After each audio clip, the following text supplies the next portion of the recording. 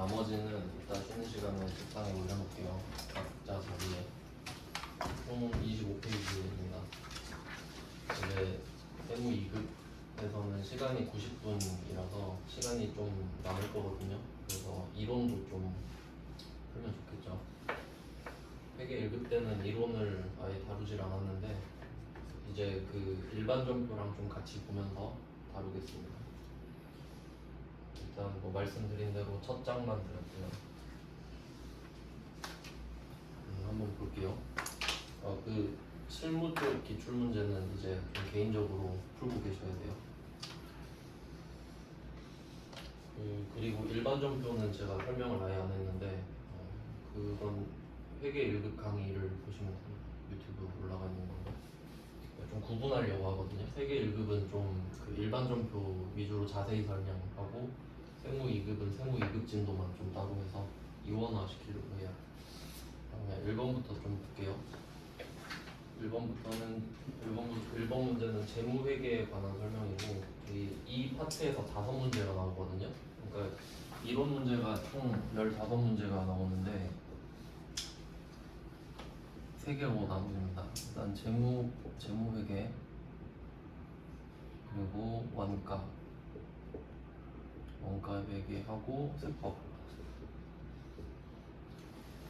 세무회계라고 하긴 좀 그렇고 그냥 세법을 물어보는 거라서 이렇게 3가지로 나오는데 5문제씩 나오거든요. 세무 2급은 한 개당 2점씩. 그래서 총 30점이니까 점수가 적지 않죠. 여기서 20점 정도는 목표를 하시는 게 좋아요. 회계 1급 같은 경우는 실무가 쉬우니까 실무를 다 마치는 쪽으로 가시면 되는데 세무 2급은 또 변수가 좀 있다 보니까 이론으로 한 20점 좀 받쳐주고 시작하면 괜찮죠. 그리고 그 참고로 회계 1급도 보실 분들은 회계 1급은 그 비중이 다르거든요. 이렇게 바뀌어요. 어쨌든 재무회계가 제일 중요합니다. 그리고 원가 회계도 좀 괜찮거든요. 이게 원가 회계 하면은 계산을 좀 해야 될 것 같은데 말 문제가 은근 많이 나와요. 그래서 말 문제만 맞춰도 한 3개 정도는 맞출 수 있어서 전략적으로 좀 접근할 겁니다. 일단 제일 중요한 건 재무회계. 재무회계는 자산, 부채, 자본, 수익, 비용 요거 관련된 거라고 보시면 돼요. 그러니까 돈 왔다 갔다 하는 거 기록하는 게 재무회계니까 한번 보겠습니다. 1번은 재무회계 전반적인 내용이죠. 재무회계에 관한 설명으로 적절하지 않은 것입니다. 뭐 기본적인 건데 옳은 걸 찾느냐 옳지 않는 걸 찾느냐는 당연히 잘 보셔야 돼요. 틀린 거 찾는 겁니다. 일단 1번 재무제표에는 재무상태표, 손익계산서, 자본변동표, 현금흐름표 주석 이거 되게 중요한 겁니다. 이거 엄청 잘 나오거든요. 이거 맞는 거예요. 맞는 거 중요합니다. 얘는 좀 기억을 해주시면 좋고요. 재무제표 한번 볼게요. 재무제표가 그룹 이름입니다. 그러니까 재무제표라는 그룹이 있는 거예요. 그럼 그 안에 그룹 구성원들이 있겠죠. 거기서 재무상태표, 손익계산서. 일단 얘 둘은 투톱입니다. 얘 둘은 모르면 안 돼요. 그래서 보통 일반인들은 이 2개를 가지고 재무제표라고 부르죠. 근데 조금 더 깊게 들어가면 자본변동표도 있고 현금흐름표도 있고요. 이렇게 4개거든요. 원래 재무제표가 이 2개가 제일 중요하고 이거는 우리가 배웠죠. 회계 1급 때부터. 그러면 자본변동표랑 현금흐름표를 좀 얹어서 생각하시면 되는데 그 자본 파트도 회계 1급 때 다뤘잖아요. 자본은 그 방향성이 없다고 해야 될까? 그 자산 같은 경우는 나한테 방향이 오는 거고 부채는 나가는 방향이잖아요. 근데 자본은 내 거기 때문에 그냥 가만히 있죠. 그래서 자본은 조금 방향성이 없어서 공부하기가 애매한데 자본은 주로 그 자본 내에서 움직임이 많죠. 그러니까 자본의 구성 요소가 바뀐다고 하는데 그러니까 뭐 비유를 하자면 집 크기는 안 바뀌는데 안방이랑 거실 크기를 서로 바꾸는 거죠. 계속 그런 느낌이기 때문에 자본 변동표라는 게 따로 있고요. 그러니까 뭐 배당해 준다거나 그런 식으로 구성이 바뀔 때 나타내는 표입니다. 그 다음에 이 회계에서 기본적으로 전제가 발생주의잖아요. 발생주의는 현금주의에 대비되는 개념이죠.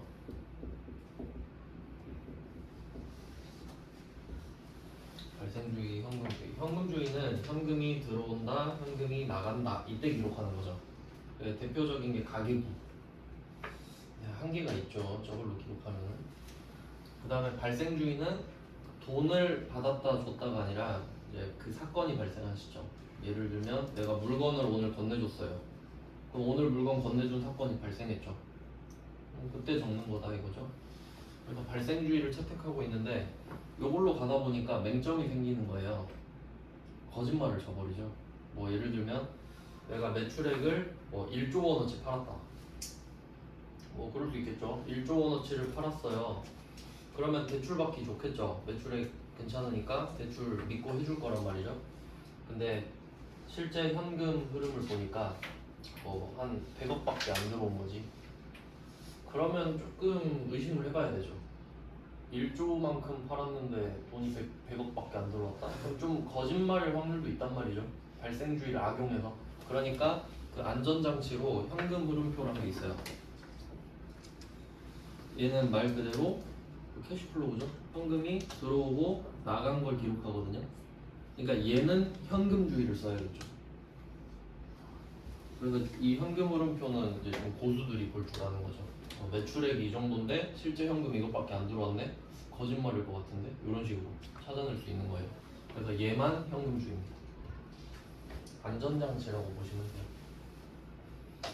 그래서 이렇게 4개가 되고요. 얘네들은 다 표거든요.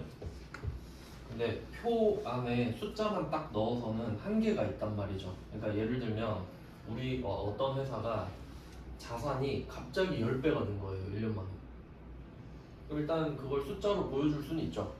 그냥 10배가 늘었으니까. 근데 사람들이 궁금해하지 않을까요? 왜 갑자기 1년 만에 10배가 늘었을까? 그럼 좀 의심할 수도 있고 그렇잖아요. 그러니까 그거를 밑에 글로 쓰는 거예요.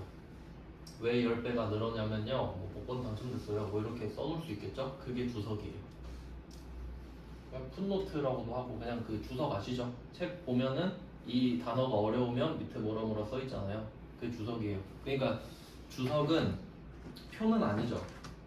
근데 주석까지 재무제표로 봐요. 그래서 실제로 재무제표는 이 4개의 표에 주석을 포함한다라고 돼 있어요. 아시겠죠? 그러니까 주석도 재무제표다 해도 맞는 말인데 주석을 포함한다 해도 당연히 같은 뜻이란 걸 아셔야 돼요. 설명해 주는 것도 맞으니까. 그리고 이 재무제표라는 뜻은 재무 상태를 나타내는 이 제자 있죠? 제자가 여러 가지예요. 여러 가지. 외국가 제창할 때. 그러면 재무 상태를 나타내는 여러 가지 표니까 여러 가지 맞죠? 이렇게죠. 이게 처음에 헷갈리는 게 그거예요. 재무제표랑 재무상태표랑 같은 뜻으로 생각해버리는 거죠. 다르죠? 재무제표가 상위 그룹이니까. 그리고 이 재무제표의 특징은 대외적으로 공개하는 거거든요. 그러니까 외부 이용자한테 정보를 주는 거기 때문에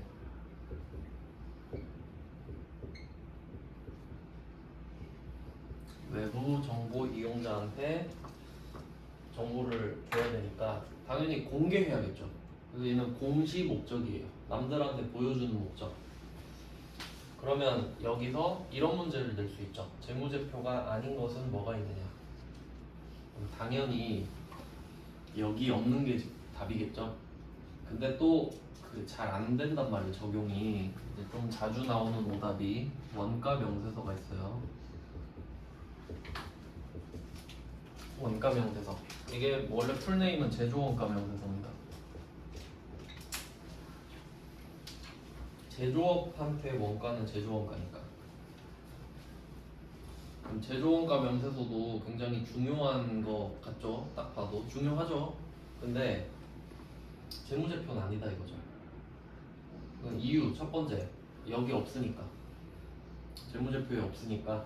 두 번째, 자 재무제표는 공개하는 목적이라 그랬죠. 공개. 그럼 혹시 그 애플이랑 삼성이 서로 막 원가 공개하고 막 비법 나누고 그러지 않죠. 원가는 비밀이죠. 여러분 그 아이폰 원가 공개하면은 화나서 안 살 수도 있어요. 네, 원가는 비밀. 그러니까 공개하면 안 되죠. 그러니까 이 원가 명세서는 내부 정보 이용자 거거든요. 그러니까 당연히 재무제표가 아닙니다. 네, 이건 자주 나오는 거고. 그다음에 또 그 잉여금 처분 계산서도 가끔 나오는데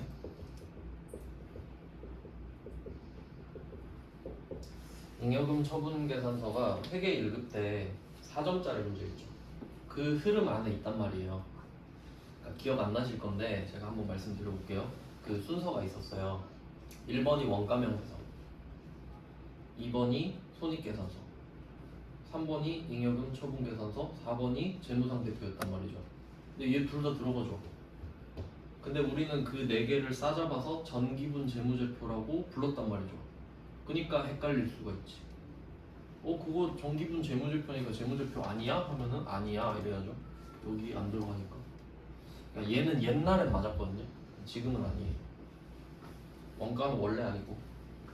이 정도까지 하면은 재무제표 범위를 확실히 기억할 수 있겠죠. 네, 1번 중요한 걸 한번 다뤄봤고요. 자주 보실 겁니다. 그 다음에 1번에 2번 일반적으로 인정된 회계 원칙의 지배를 받는다. 이거 좀 밑줄을 쳐볼게요. 표시를 하시든지. 일반적으로 인정된 회계 원칙 여기까지 이게 세트거든요. 그러니까 이것까지를 하나로 봐야 돼. 하나로. 그러니까 이게 회계 기준에 대한 이야기인데 회계 기준이 그냥 대충 그 크게 통용되는 게 두 개가 있거든요. KGAAP가 있고 KIFRS가 있는데 이 두 개가 있어요. 근데 왜 회계 기준이 두 개가 있냐면 그 위에 있는 거는 K 뭐 갭이라고 하는데 보통 요건 옛날부터 있던 거예요. 그리고 밑에 게 국제회계 기준이라고 하는데 이게 그나마 최근에 들어왔어요. 이게 2011년인가? 이제 한 20년 됐죠? 20년 됐구나. 네, 이렇게 얘는 뭐냐면 국제회계 기준이에요, 말 그대로. 그러니까 이게 뭐 삼성 같은 회사들 있잖아요. 삼성전자 같은 회사들은 미국 사람들도 관심 있을 수도 있죠. 주식 같은 거 할 때. 근데 언어가 다르고 기준이 다르잖아요. 한국 거랑 미국 거랑 기준이 달라버리는 거지. 재무제표를 만들 때 계정 과목도 다르고 막 이름도 다르고 하니까. 그래서 좀 규모가 큰 기업들은 국제회계 기준을 써라 이거예요. 그런 내용이고. 그러면 구멍가게나 뭐 그냥 우리나라에서만 장사하는 작은 회사들 있죠. 그런 회사들은 옛날 거 그대로 쓰면 되죠. 그러니까 두 개로 나눠진 거예요. 그러니까 이 위에 거는 옛날부터 쓰던 거고 IFRS는 최근에 한번 들어왔어요. 이제 잘 나가는 애들은 이걸로 좀 바꿔라 이거지. 그래서 비중으로 치면 IFRS가 한 10% 정도 돼요. 그러니까 여러분이 아시는 대기업들이 다 이거 쓰고 그 금융권 회사들 있죠. 은행 같은 회사들도 다 이거 쓰거든요. 네, 근데 이게 뜻이 뭐냐면 K는 코리안이겠죠. 근데 이 GAAP가 뭐냐면은 외울 필요는 없어요. 제 뜻 한 번만 말씀드릴게요. G가 Generally Accepted Accounting Principles거든요. 일반적으로 받아들여지는 회계 원칙들이다. 는 뜻이에요. 그걸 직역한 게 일반적으로 인정된 회계 원칙이에요. 그러니까 이게 GAAP를 말을 하는 거라고요. 직역한 거예요, 그냥. 근데 우리는 이거 쓰는 거 맞아요. 이 시험에선 이거 씁니다. 그러니까 이게 회계 시험이 스펙트럼이 좀 넓다 보니까 이 좀 뭐랄까 우리는 실무에 관련된 시험이잖아요. 입력하는 거 위주니까. 근데 솔직히 중소기업이 더 많잖아요. 이쪽 쓰는 데가 90% 정도라고 보면 되니까 우리 시험은 좀 실무적으로 가는 거고, 그 다음에 좀 더 수준이 높아지면 이론적으로 가는 시험들 있죠. 뭐 재경관리사라든가 뭐 회계사, 세무사 이런 시험들은 국제회계 기준으로 보는 거예요. 네, 뭐 그런 내용이죠. 왜냐면 국제회계 기준 실컷 배웠는데 대기업 못 가면 어떡해요? 별로 의미 없잖아요. 그러니까 이거 배우고 업그레이드 시키는 게 낫죠. 그래서 우리 시험에서는 이거 쓰는 것 같습니다. 네, 그 다음은 3번. 1번에 3번. 여기서는 키워드가 외부입니다. 외부만 표시하세요. 외부. 그러니까 이게 그 목적을 딱 물어보는 거예요. 그 재무회계의 목적이 뭐냐라고 하면 재무회계가 뭐야 하면 이렇게 대답하면 돼요. 재무제표 만드는 거. 재무제표 만들어서 남들한테 보여주는 게 재무회계거든요. 그러니까 결국 목적이 그거니까 내가 돈 쓴 거를 다 적어놔야 되는 거지. 그렇죠. 그래야 표가 나오니까 1년을 모아야 되잖아요. 그래서 재무회계는 결론이 뭡니까? 외부 공개용이다. 그럼 재무회계 반대가 있을 거 아니에요? 재무회계는 겉으로 보여주는 거고, 그럼 우리 안에서만 있는 것도 있을 거 아니에요? 그게 관리회계거든요. 관리회계. 그러니까 재무회계는 남들한테 보여주는 거고, 관리회계는 우리가 관리하는 목적으로 쓰는 거란 말이죠. 약간 비유를 하자면 그 재무회계는 외출복이에요. 여러분 밖에 나갈 때 그래도 좀 안 부끄러운 옷을 입고 나가려고 할 거 아니에요? 근데 관리회계는 집에서 입는 옷이야. 그냥 상관없죠. 뭘 입어도 나 집에 있을 거니까 뭐 그런 느낌인 거거든요. 그러니까 이 관리회계 안에 원가회계가 포함되어 있는 거예요. 원가는 나만 알면 되잖아. 그래서 뭐 그런 내용이 있고요. 그래서 재무회계는 외부가 키워드고, 그럼 관리회계는 키워드가 뭐겠어요? 내부겠죠. 이렇게 크게 정리가 되는 겁니다. 그러면 재무회계는 외부 딱 보고 맞다 하면 되고요. 그 다음에 그럼 답이 4번이죠. 1, 2, 3번이 다 맞으니까 4번을 보시면은 특정 시점이랑 재무상태 나오는데 이거 뭐 기본이죠. 이제 이런 거는 한번 생각을 해볼게요. 재무상태표 안에 있는 게 자산, 부채, 자본, 손익계산서, 수익, 비용이잖아요. 그러면 재무상태표를 왜 만드는지 생각을 해보시면 얼마 있는지 알려주려고죠. 얼마 있는지 알려주는 거. 얼마 있니? 얼마 있다 알려주는 거죠. 그럼 만약에 여러분이 친구한테 야 너 얼마 있냐 이렇게 물어볼 때 지금 얼마 있는지 물어보는 거죠. 지금. 그러니까 얼마 있니? 라는 질문은 당연히 기준이 시점입니다. 맞죠? 지금 물어보는 거죠. 그래서 이 자산부채 자본이 시점인 거예요. 얼마 있냐고. 그럼 여기서는 12월 31일이죠. 12월 31일에 얼마 있었냐고. 그러니까 이게 1년마다 1년이 365일인데 하루하루 돈이 다 다를 거 아니에요. 근데 그걸 다 알려주면 복잡하잖아요. 그러니까 12월 31일에 얼마 있는지만 알려달라 이거죠. 그게 재무상태표. 그럼 그에 비해서 손익계산서는 얘는 1년 동안 얼마 벌었는지, 1년 동안 얼마 썼는지죠. 1년 동안. 그러니까 이 손익계산서는 개념이 연봉이란 말이에요. 그럼 친구한테 야 너 연봉 얼마야? 하면 1년 동안 받는 돈을 말해주죠. 오늘 있는 돈을 말해주진 않을 거 아니에요. 그러니까 얘는 기간이 1년이죠. 그러니까 수익 비용은 당연히 기간으로 가는 거예요. 그러니까 내가 지금 얼마 버냐 이거 말이 안 되잖아요. 하루 동안 얼마 벌었냐, 한 달 동안 얼마 벌었냐 이렇게 가야지. 그러니까 얘는 기간. 기본적인 거죠. 이거 진짜 잘 내요. 재무상태표는 특정 시점, 손익계산서는 특정 기간일 거 아니에요.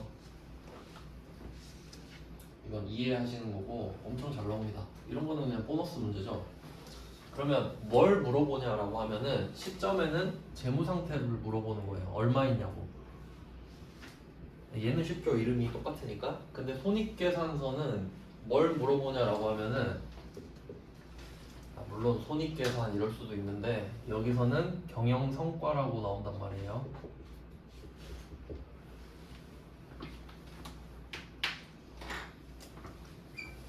그러니까 손익계산서 쪽이 조금 더 조심해야겠죠. 그러면 여러분이 한번 생각을 해봐요.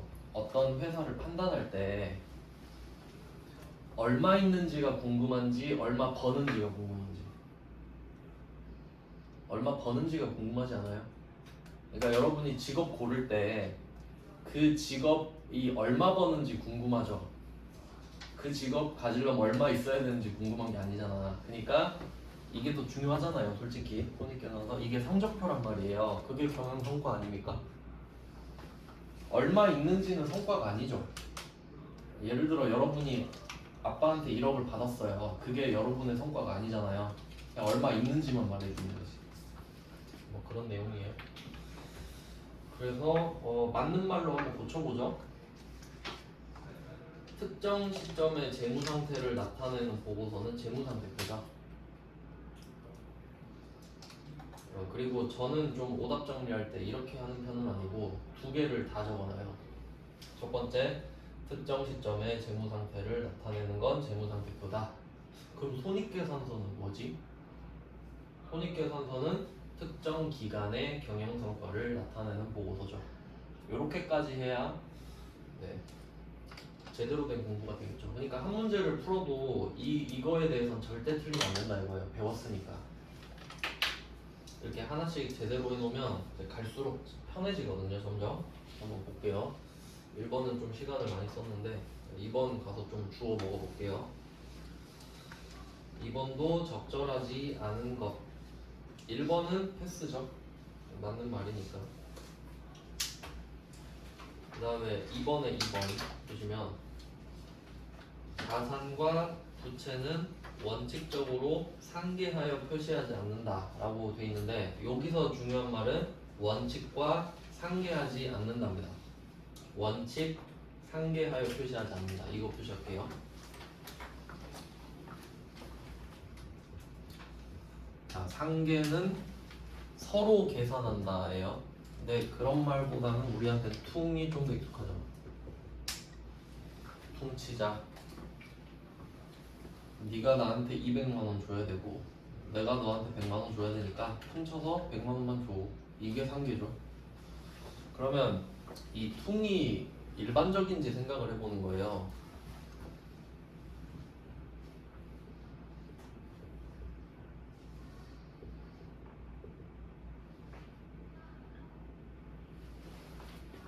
자산, 부채, 자본 이렇게 생긴 거 아시죠?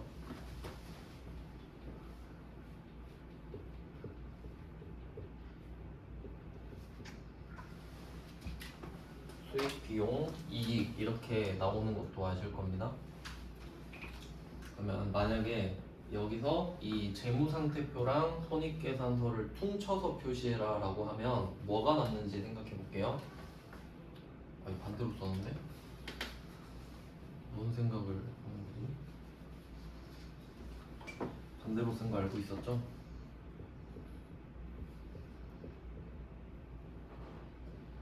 자, 이렇게 하면은 남는 것만 생각해 보면 자본이랑 이익만 남죠. 자본이 뭐냐 하면 자산에서 부채를 뺀 거에 자본이에요.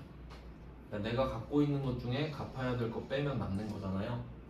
그럼 만약에 이 회계에서 원칙이 상계하는 거면 자본이랑 이익밖에 없어요. 맞죠? 그럼 좀 불편하지 않나요? 회사 파악할 때? 그러면 이때 부채랑 자산, 그러니까 이 자산이랑 부채는 개념으로 치면 총액이에요. 총액. 자산 얼마, 부채 얼마. 근데 총액을 알고 있으면 두 개를 빼면 순액이 나오죠. 그러니까 이 상계의 결과물은 순액인 거예요. 퉁을 치면 순액이 나온다고요. 근데 총액을 알려주면 순액을 구할 수 있지만 순액만 알려주면 총액을 구할 수는 없죠. 순수한 딱 자본만 알려주고 자산 부채 얼마게 못 맞히잖아요. 이익만 알려주고 수익 비용 얼마게 못 맞히죠. 그러니까 총액을 알려주라 이거지. 그러려면 상계를 하면 안 되죠. 원칙 맞죠? 이해하시면 되죠? 그러니까 회계에서는 원칙이 상계를 안 하는 거라고. 그래야 판단할 수 있잖아요. 그러니까 이걸 그냥 외우는 것보다 이해하시면 훨씬 좋죠. 당연한 거구나. 맞는 말이고. 그 다음에 3번 외부 찾았어요. 외부 맞죠? 바로 겹치잖아요. 바로 네, 그럼 답이 4번이죠. 개꿀 아닙니까? 그러니까 이게 이론이 좀 처음에 접근하기가 어려워서 그렇지 한번 제대로 해놓으면 진짜 다 주워먹는 문제예요. 다 똑같거든요. 그래서 1번, 2번 똑같죠 지금. 그다음에 3번 가볼게요. 또 틀린 거 찾습니다. 여기서 이런 문제들은 좀 전략적으로 접근을 하셔야 되는데 기역, 니은, 디귿, 리을 있잖아요. 여러분 이런 문제 보시면은 선지부터 보세요. 1, 2, 3, 4부터 보세요. 알겠죠? 그러니까 내가 다 찾은 다음에 밑으로 가지 말고 밑에를 먼저 보라고 그룹부터. 두 개씩 있죠? 요걸 좀 보는 거죠. 두 개씩 있으면 난이도가 괜찮아요. 그럼 한번 볼게요. 기역, 재무상태표, 일정 기간 동안 맞아요? 지금 얼마 있어 이거죠? 틀렸죠? 재무상태표의 일정 기간 틀렸죠? 이거 대충 보면 자산부채 자본 보고 맞다 그럴 거 아니에요. 근데 더 중요한 건 일정 기간이지. 기간이 아니라 시점이죠. 틀렸고. 그럼 이게 기억이 지금 틀렸잖아요. 그러고 밑에 한 번 더 가보는 거예요. 그럼 답은 1번 아니면 2번이에요. 맞죠? 그렇게 보셔야 돼요. 다 골라놓고 내려가지 말고 하나 보고 기억이 있네 그럼 1번 아니면 2번이네 3번 4번 꼽표 쳐놓고 보면 된다 이거죠. 확률을 높이는 거니까. 니은 보시면 일정 시점의 경영 성과에 대한 정보를 제공한다. 손익계산서가 일정 시점? 틀렸죠? 그럼 답은 1번이죠. 이렇게 보시면 됩니다. 실제 시험에서는. 그리고 뭐 나머지 디귿, 리을은 그러면 맞는 말이 되니까 그냥 참고만 하시면 되고요. 외울 필요는 없고 어차피 여기 재무제표 문제 내면 재무상태표랑 손익계산서가 주인공이겠죠. 그거 위주로만 보시면 된다 이거지. 네, 비슷한 맥락이고 그 다음에 4번 가볼게요. 재무제표에 기본 가정을 넣습니다. 기본 가정. 요거는 좀 외우시면 좋은데 아마 좀 찍고 싶은 게 있다. 내가 이거 잘 모르는데 찍고 싶다 그러면 3번 찍고 싶겠죠. 근데 여기서 발생주의의 가정이라고 돼 있는데 가정은 좀 뭐랄까 가정이라고 하면은 아닌데 그렇게 보는 거잖아요. 발생주의도 뭐 그렇긴 한데 발생주의는 좀 말하기가 애매한데 발생주의는 가정이 아니라 그냥 주의예요. 그러니까 민주주의가 민주주의고 자본주의가 자본주의인 것처럼. 근데 우리가 뭐 민주주의로 가정하진 않잖아요. 자본주의로 가정하고 살진 않죠. 그러니까 뭐 땡땡주의 이런 거는 가정이랑 섞기가 좀 그런데 일단 답은 2번이에요. 4번 문제 답은 2번 찍어두시고 이건 좀 외워두시면 좋습니다. 계속 기억을 하죠. 죄송해요. 이게 IFRS랑 달라가지고 답이 3번이에요. 3번. 아닌 거니까 아닌 거. 참고로 회계 기준이 두 개 있는데 어차피 여러분이 국제 회계 기준을 알 필요는 없는데요. 제일 중요한 게 계속 기업이고 발생주의는 틀렸다 이렇게 기억하시면 돼요. 그러니까 계속 기업이 제일 중요해요. 그러니까 이게 왜 중요한지를 좀 이해를 해봅시다. 이거 무슨 말이냐면 여러분이 회사를 딱 세웠어요. 그럼 이 회사를 딱 세우자마자 난 망할 거야. 이러고 갑니까 장사? 그래도 어떻게 굴려보고 싶을 거 아니에요. 그러니까 어느 정도 기간까지는 계속이 될 거라는 전제 하에 진행을 한다 이거지. 그러면 그렇게 되면 계속 기업을 가정하면 어떻게 되냐면 여기에 예시가 하나 감가상각이에요. 감가상각 하나 같이 써도 돼요. 계속 기업에다가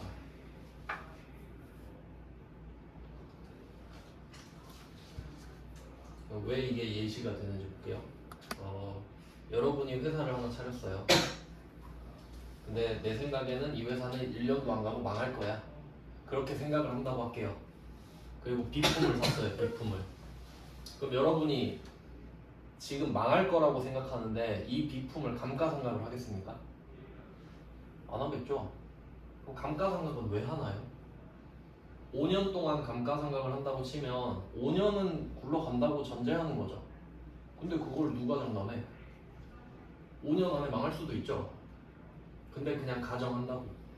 5년은 가겠지. 그러니까 얘는 가정이 맞죠. 이게 제일 중요합니다. 계속 기억. 그래서 얘는 감가상각 하나 딱 기억하시면 될 것 같고, 그 다음에 1번은 기업 실체인데 이건 그냥 들러리인데요. 그 회사를 세우면 법인을 만들면요, 그걸 내가 낳았다고 생각하면 돼요. 그러니까 법인 내 자식이라 생각하면 돼요. 그러니까 나랑 별개지. 나는 나고 법인은 새로 만들었죠. 그럼 나랑 법인이 따로라고. 당연한 말이죠. 그게 기업 실체의 과정이에요. 그러니까 법인도 하나의 뭐 생명체 같은 걸로 본다고, 그런 뜻이고. 그 다음에 4번의 기간별 보고의 과정은 이게 그 시간을 한번 생각해 보면, 우리가 그 실제로 살면서 12월 31일이랑 1월 1일 있잖아요. 근데 그 하루 차이로 연도가 바뀌죠. 근데 자연상으로 보면은 의미가 있나요, 그게? 자연상으로 보면 그냥 연결되는 시간일 뿐이죠. 그러니까 그냥 1년을 끊어서 우리는 그 1년이라는 가정하에 살고 있잖아요. 회계도 똑같다는 거죠.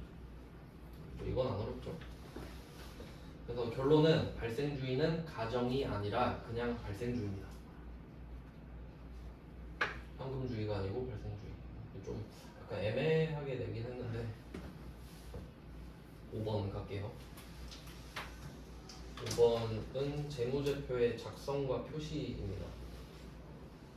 옳지 않은 거, 틀린 거를 찾을게요. 1번, 재무제표를 작성할 때 계속 기업으로서 존속 가능성을 평가해야 한다. 이 말은 계속 기업을 가정한 상태로 평가를 하라 이거죠. 지금 망할 거야 이게 아니라, 그러니까 만약에 회사가 망했어요. 진짜 망했을 수도 있잖아요. 그러면 평가할 때 청산기업으로 치부 하거든요. 그러면 여러분이 갖고 있는 물건들을, 그러니까 계속기업이랑 청산기업 차이가 뭐냐면,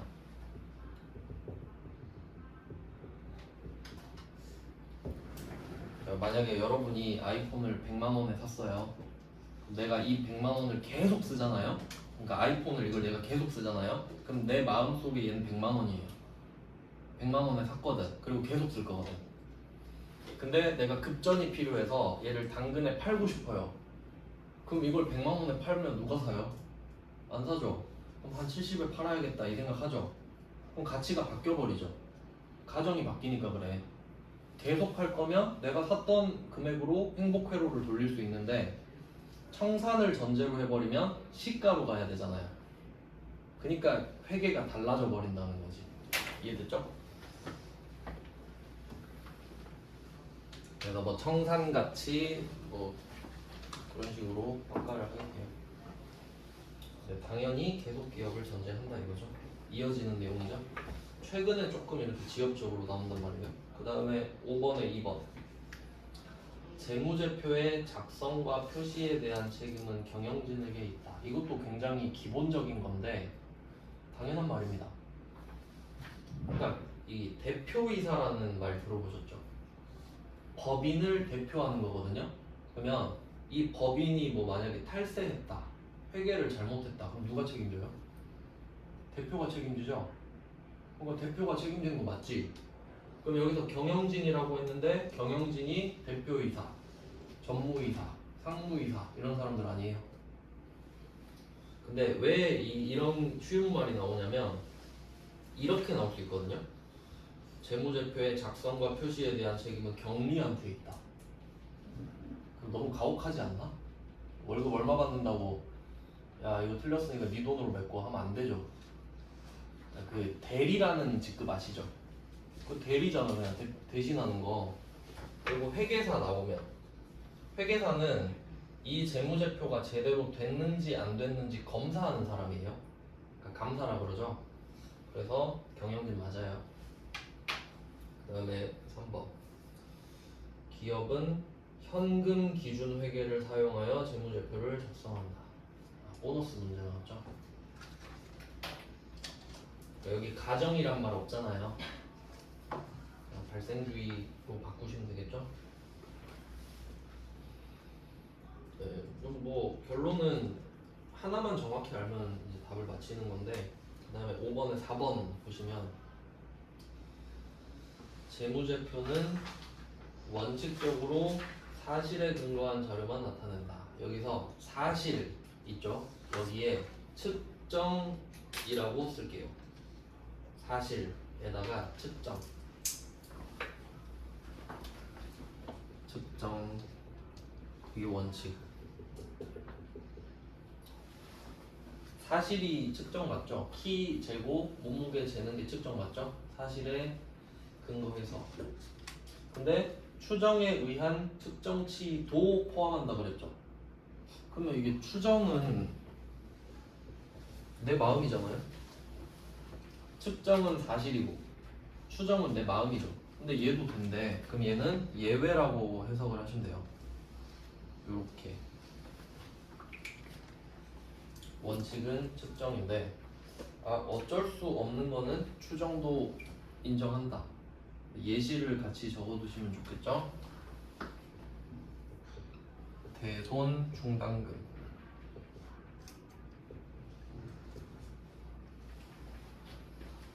기억나시죠? 대손 충당금. 내년에 얼마나 못 받을까 추정했죠.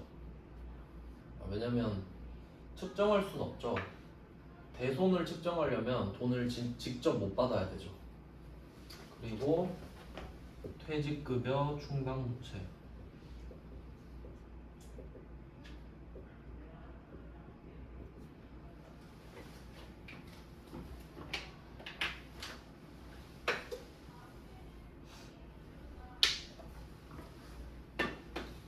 퇴직급여 충당부채.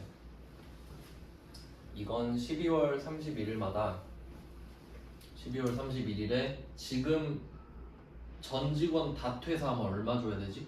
그거거든요. 그럼 당연히 추정이죠. 알려면 다 잘라야 되는데. 그래서 여기 이 두 개의 공통점. 이름에 충당이 들어가죠.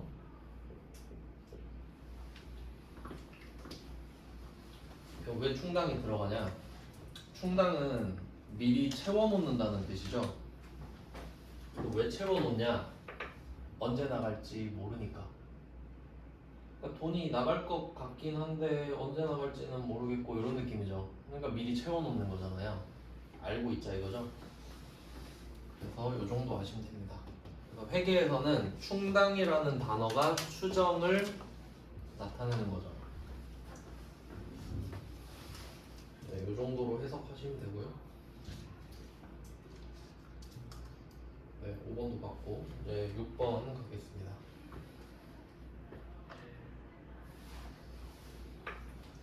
6번은 재무제표 작성과 표시. 6번에 1번. 자산과 부채는 유동성이 높은 항목부터 배열하는 것을 원칙으로 한다. 맞는 말이고요. 잘 나옵니다. 문장 전체로 잘 나와요. 여기서 유동성이 높다 그랬는데 유동성이 크다랑 같은 뜻이에요. 높다, 크다, 뭐 방향 아시죠?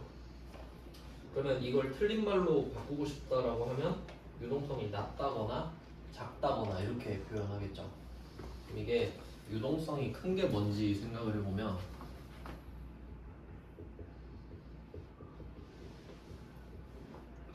이걸 좀 기억해 두신대요. 유동성이 큰 것 중에 제일 큰 게 현금이에요. 유동성 끝판왕이 현금입니다. 유동성이 무슨 뜻이냐면 환금성을 말해요. 현금으로 바꾸는 속도. 그럼 유동성이 높다 이 말은 현금으로 바꾸기가 좋다 이 정도 뜻으로 보시면 돼요. 현금으로 빨리 바꿀 수 있다는 거죠. 그러니까 유동성이 제일 큰 건 현금이죠. 이미 현금이니까. 그러면 여러분이 갖고 있는 유동성이 높은 것들 생각해보면 체크카드, 통장 잔액 현금으로 바꿀 수 있죠. 바로 당첨된 로또 복권 이런 것들. 네, 그래서 높은 거부터 배열을 하니까 유동자산을 먼저 배우고 비유동자산을 배웠죠. 유동부채를 배우고 비유동부채를 배웠죠. 그 뜻이에요. 아주 쉽죠. 그 다음에 6번에 2번. 여기서 정상 영업주기 체크하시면 됩니다. 정상 영업주기. 이거 되게 중요한 건데 잘 나옵니다. 얘도. 자산은 1년 또는 정상 영업주기를 기준으로 유동자산, 비유동자산 분류한다. 그럼 이걸 적용을 시켜보면 제가 처음에 엄청 강조해서 알려드렸던 건데 회계 때라서 좀 기억 안 나실 것 같은데 자산과 부채는 1년을 기준으로 유동과 비유동으로 구분하는 거 맞죠? 근데 그 기준이 12월 31일이잖아요. 오늘이 아니라 오늘부터 1년이 아니잖아요. 올해 12월 31일부터 1년이죠. 그러니까 제가 한마디로 요약해서 내년까지라고 했잖아요. 내년까지 돈 받을 수 있냐? 그럼 유동자산이고 내후년에 받으면 비유동 이렇게 갔죠. 그럼 우리가 배운 건 1년밖에 없잖아요. 그 이유는 우리가 제조회사인데 여기서 영업주기란 말 있죠. 영업주기. 영업은 본업이에요. 본업. 그럼 우리가 제조업이잖아요. 제조업은 흐름이 어떻게 되나 볼게요. 일단 현금을 만들어요. 주식을 팔든 돈을 빌리든 현금을 출자를 해서 원재료를 사죠. 원재료 사서 제품 만들죠. 그리고 제품 매출하죠. 매출. 그리고 이게 매출 채권이 되고 이게 현금으로 다시 바뀌죠. 이게 한 사이클 맞죠? 근데 뭐 삼성전자랑 현대자동차 생각해봐요. 이 사이클이 그렇게 길지 않을 거란 말이에요. 그러니까 삼성전자가 갤럭시 하나 만드는데 막 3년 걸리고 그러지 않죠? 뭐 며칠이면 되겠죠. 하루에도 될 것 같지 않아요? 뭐 그랜저도 그냥 며칠이면 만들겠잖아요. 그냥 어차피 대량 생산이니까. 그러면 이 현금에서 현금 한 사이클이 영업주기라고 보시면 되거든요. 그러면 그 삼성전자, 현대자동차는 이 주기가 짧으니까 그냥 너네 1년으로 해라 이 말이에요. 1년으로 해줄게 너네는. 근데 여기서 이 원재료 제품 이게 만약에 이게 배면 어떻게 될까? 배 선박 배 만드는 걸 조선업이라 그러죠. 배를 건조한다 그러죠. 그러면 이 배를 만드는데 3년 걸리면 어떡하죠? 그러니까 나는 이 원재료가 제품이 되는 데까지 3년이 걸려버려요 이미. 근데 1년이 유동자산이야. 그럼 좀 이상하지 않아요? 그럼 우리가 이거 만드는데 3년이 걸리는 거예요. 그러면 야 너네는 오래 걸리니까 3년을 유동자산으로 해. 이렇게 해야 맞지. 알겠죠? 그러니까 짧은 회사들은 1년으로 하고 긴 애들은 그걸로 해 이 말이죠. 당연한 말이죠. 그러니까 여기 예시는 건설업하고 조선업 정도 생각하시면 되겠죠. 근데 사실 업종은 달라요. 제조업이라고 안 해요. 건설업이랑 조선업은. 네, 그 정도 보시면 되고. 그래서 정상 영업 주기도 빼먹으면 안 됩니다. 1년 또는 정상 영업 주기예요. 그다음에 세 번째. 중요하지 않은 항목은 성격이나 기능이 유사한 항목과 통합하여 표시할 수 있다. 여기서 표시할 거는 중요하지 않은 항목 통합하여 표시할 수 있다거든요. 중요하지 않은 항목 통합하여 표시할 수 있다.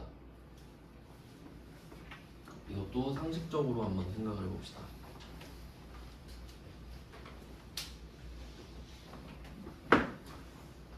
자, 여러분이 주식을 샀어요. A 종목이랑 B 종목을 샀다고 합시다. 주식을 두 종목을 샀어요. 네, 만약에 여러분이 꿈이 전업 트레이더예요. 난 나중에 주식으로 돈 벌어야지. 그래서 뭐 나름대로 연습을 해보는 거죠. 그러면 A가 가격이 올랐고 B가 가격이 떨어졌다고 할게요. 자, 그럼 지금은 여러분한테 A와 B의 각각의 흐름이 중요하죠. 난 전업 트레이더가 될 거니까 A의 흐름과 B 흐름을 따로 파악하고 싶잖아요. 맞죠? 그럼 지금 A와 B가 각각 중요하죠. 그럼 이거 퉁칠 수 있나요? 예를 들어서 A가 20만 원이 올랐고 B가 15만 원이 떨어졌다 할게요. 그럼 우리는 이걸 각각 알고 싶죠. 왜냐면 중요하니까요. 근데 나는 안 중요해. 아 그냥 다 내 건데 뭐 하면 그냥 대충 흔들어가지고 5만 원 벌었다 이러면 되죠. 안 중요하니까. A, B가 안 중요하니까 그럼 대충 자꾸 흔들어 버려라 그런 느낌이죠. 그러니까 중요하지 않으니까 통합이 되는 거예요. 네, 이런 식으로 좀 개념을 잡으시면 돼요. 네, 그러면 답은 일단 4번인데 4번만 찍어 놓고 좀 쉬다가 계속 보겠습니다.